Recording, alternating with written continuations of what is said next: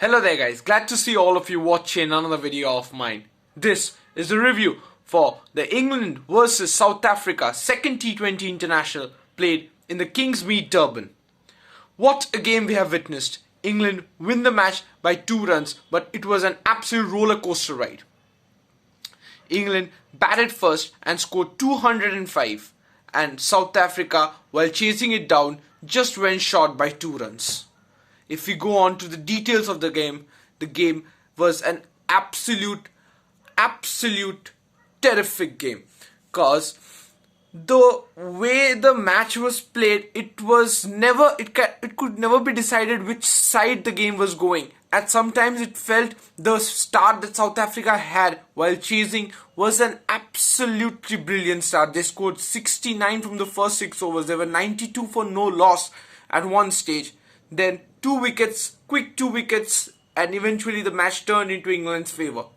But if we start with the England's inning, Jason Roy, the England's lineup first: Jason Roy, Jos Buttler, Johnny Bairstow, captain Owen Morgan, Ben Stokes, Moeen Ali, Joe Denley, Adil Rashid, Chris Jordan, Mark Wood, and Tom Curran. And in the South African lineup, it was Quinton de Kock, the captain, Tendeva Boomer, Rossi van der Dusen, David Miller, JJ Smits, Andres Pavlakeo, Dwayne Pretorius, Tabré Shamsi, Lungi Saningiri, Buran Forten, and Buran Hendricks. This was the lineup. The first T20 international was played 2 days ago, and South Africa won that match by 1 run. 2 games, 2 absolute thrillers. Last match, there was only one change made by South Africa. Dale Steyn was replaced by Buran Forten. They are trying to manage the injury situation of Dale Steyn. But if we process the match and see the details, the analytics of the match, England also had a very good start, to be honest, but Jos Buttler fell very early. But Johnny Bairstow and Jason Roy built a very good partnership and took England to 55 for 1 in the first 6 overs.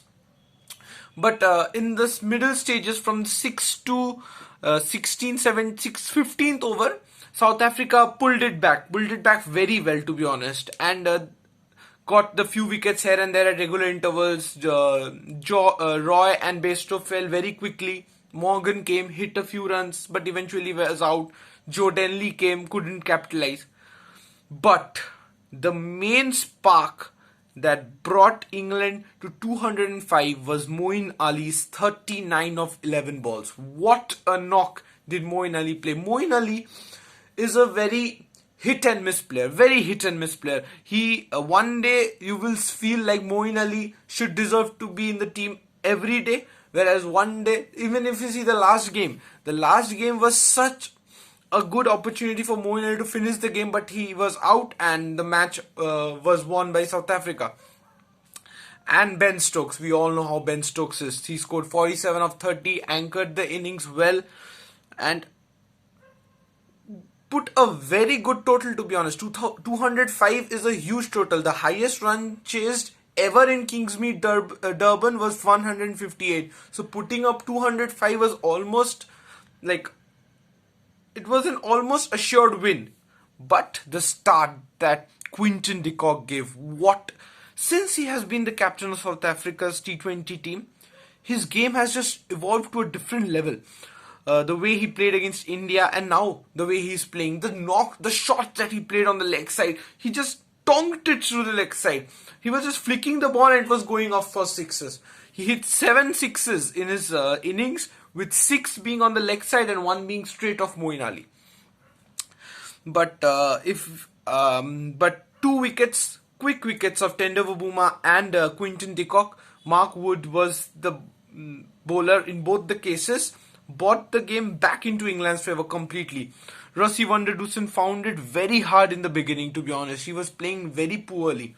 Even JJ Smits, even David Miller hit 2 sixes in 1 over, but eventually fell to Ben Stokes. Ben Stokes bowled a very good first over, but then went costly in the second over.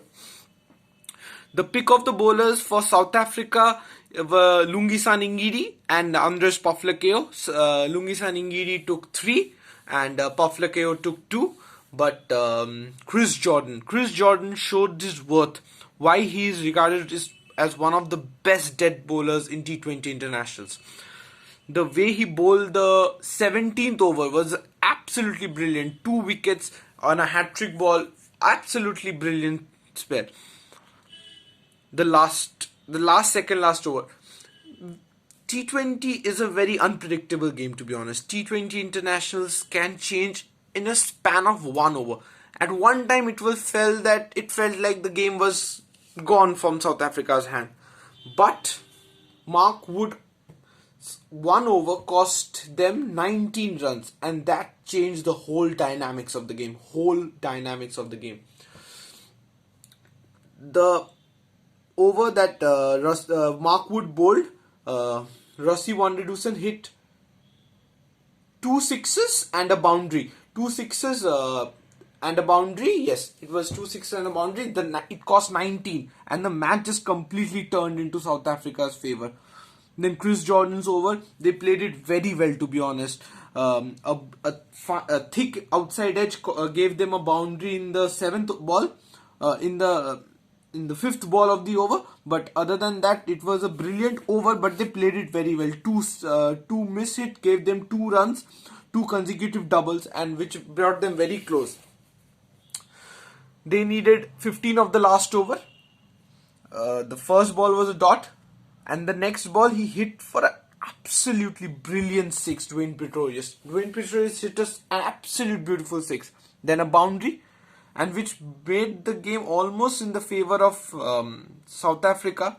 But a brilliant Yorker, and then the LBW for Rassie van der Dussen, and the last shot that Buran 410 tried to play the Misbah flick, but eventually was out, and England won the second T20 international by 2 runs, and the final will be decided on Sunday, and I just can't wait for the series finale.